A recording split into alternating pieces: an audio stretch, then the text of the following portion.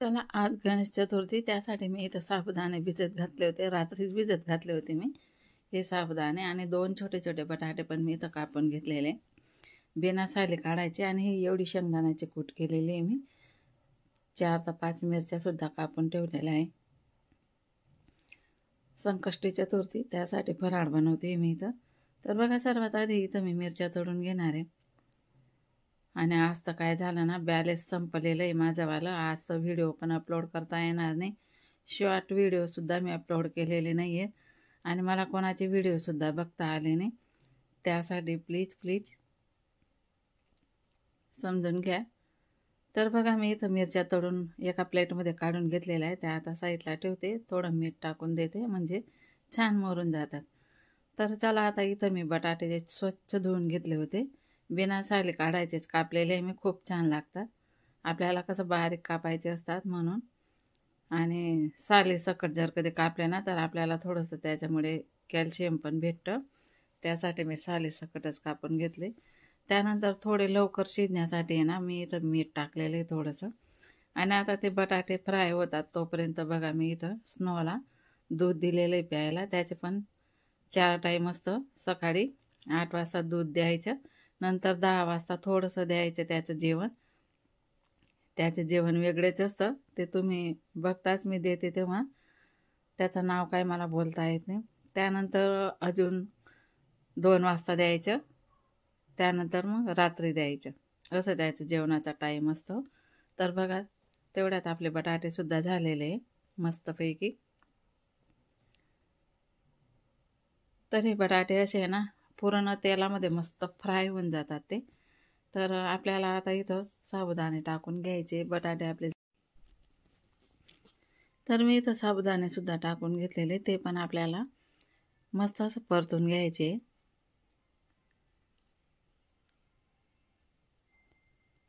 छान असे परतून घ्यायचे.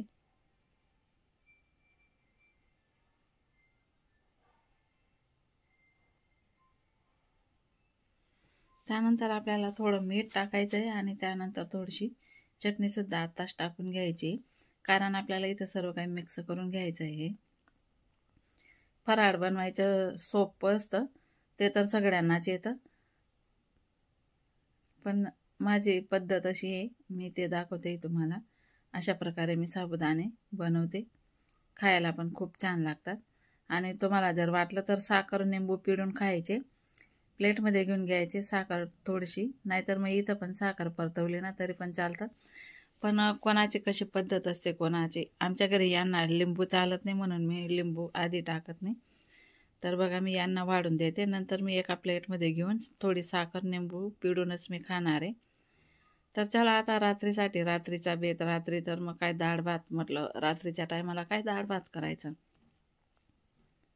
तर त्यासाठी भेंडीची भाजी बनवते मी. दूध, चपात्या आणि भेंडीची भाजी. तर बघा मी इथं गॅस पेटवून कढई ठेवली. त्यानंतर जिरं मोहरीची फोडणी दिलेली आहे. त्यानंतर लसणाची पेस्ट टाकलेली आहे. अद्रक संपून गेलेले आहे. त्यानंतर कढीपत्ता टाकलेला आहे. त्यानंतर इथं मी भेंडी टाकलेली आहे. तर चला आता ही भेंडी मस्त परतून घेऊया. भेंडी बनवायची पण वेगवेगळी पद्धत असते. मी तुम्हाला ही साधी पद्धत दाखवते. पण छान होतात आणि पटकन होऊन जातात. यांना काही वेळ लागत नाही. त्यासाठी आता मी थोडं 5 मिनटं झाकून देते. बघा आपली भेंडी इथं झालेली. आता आपल्याला इथं मसाले घालून घ्यायचे. बघा थोडी चटणी घातली मी इथं. मीठ तर आधीच टाकून घेतलं होतं मी. सॉरी मीठ नाही टाकलं. मी मीठ आता टाकते. मीठ आधी टाकलं ना तर भेंडी अशी चिपचिपी होऊन जातात. त्यासाठी मीठ नंतरच टाकते मी. तर चला आता इथं आहे ना भेंडी चिपचिपी व्हायला पाहिजे म्हणून थोडा लिंबू पिळून द्यायचा आहे. जास्त नाही पिळायचा. थोडाच पिळलेला आहे मी इथं लिंबू. तुम्हाला चालत असेल तर जास्त पिळू शकता. पण यांना लिंबू चालत नाही म्हणून थोडाच पिळला मी. तर बघा परत झाकून देते. आपली भेंडी इथं मस्त झालेली आहे, तुम्ही बघू शकता. बघा, खूप छान प्रकारे भेंडी इथं झालेली आहे आपली.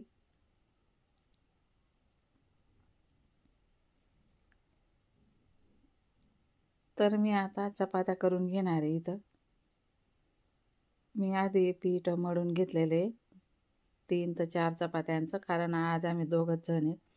तर 3 ते 4 चपात्यांचं पीठ मी इथं भिजवून घेतलेले आणि मस्त आज काय जास्त मोठ्या मोठ्या करणार नाही मी चपात्या. मला मोठ्याच चपात्या आवडतात, पण मी आज मोठ्या मोठ्या नाही करणार आहे. दुधासोबत मला खायचं आहे म्हणून मी थोड्या छोट्या चपात्या मस्तपैकी बनवणार आहे. आणि मऊसूत चपात्या तुम्ही बघू शकता. दुधासोबत खायला मऊसूत चपात्या खूप छान लागतात. त्यासाठी मी इथं मऊसूत चपात्या बनवणार आहे. असं थोडं गोळा घेऊन असं मस्त गोळी तयार करून घ्यायची. त्यानंतर तेल लावून मस्तपैकी असं बघा, अशी छोटी चपाती बनवलेली मी. आणि मला आहे ना चपात्या बनवायला सुद्धा काहीच वेळ लागत नाही. मी भाजी बनवायच्या आधी पीठ मळून ठेवते. भाजी बनवली का पीठ मस्त मुरून जातं आपलं, म्हणजे मग चपात्या करायला काहीच वेळ लागत नाही.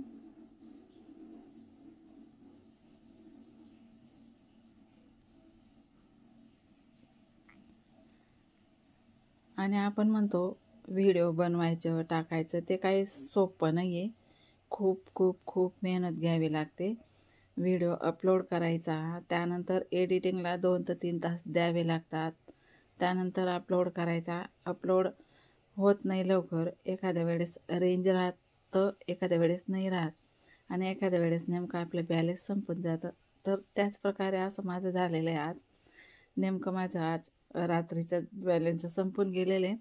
त्यासाठी मी ना कोणते व्हिडिओ छोटे शॉर्ट पण अपलोड केलेले नाही आहे, आणि हे मोठे ब्लॉग पण अपलोड केलेले नाही मी. आणि आज मला कोणाचे व्हिडिओसुद्धा बघता आले नाही. मी टाईम काढून, मला आहे ना रात्री 9 ते 10चा टाईम भेटतो मला. 9 नंतर मग थोडी फ्री होऊन जाते मी, सर्व काही आवरलं का मग तेव्हा मी सर्वांचे व्हिडिओ बघते, सर्वांना लाईक कमेंट करते, कारण तेव्हाच ते पण आपले व्हिडिओ बघतील ना. त्यासाठी मी सगळ्यांचे व्हिडिओ मी रात्री वेळ काढूनच बघत असते, आणि सर्वांना मी रिप्लाय पण देत असते. ज्यांनी ज्यांनी माझे व्हिडिओ बघितले ना, त्यांनासुद्धा मी रिप्लाय देत असते. तर अशा प्रकारे मी 2 चपात्या तर माझ्या इथं झाल्या. आता ही तिसरी पण तुम्हाला मी करून दाखवते. बघा, छानच मस्त मऊसूत चपात्या, आणि असं फुगतात पण छान.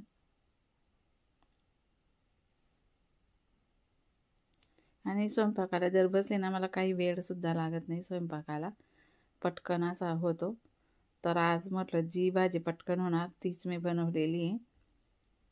भेंडीची भाजी, दूध आणि चपात्या.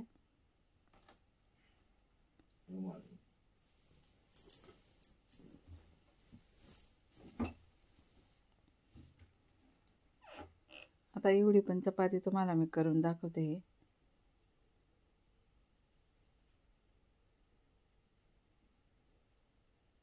बघा, अशा मऊसूत चपात्या छान प्रकारे मस्त.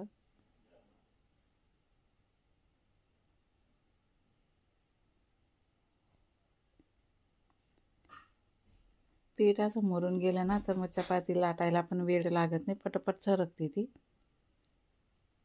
चला, अशा प्रकारे चपात्यासुद्धा करून घेतल्या मी.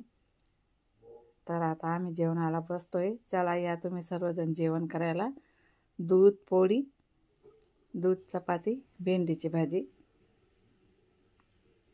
तर चला, माझा छोटासा व्हिडिओ कसा वाटला लाईक कमेंट शेअर नक्की करा, सबस्क्राईब करा.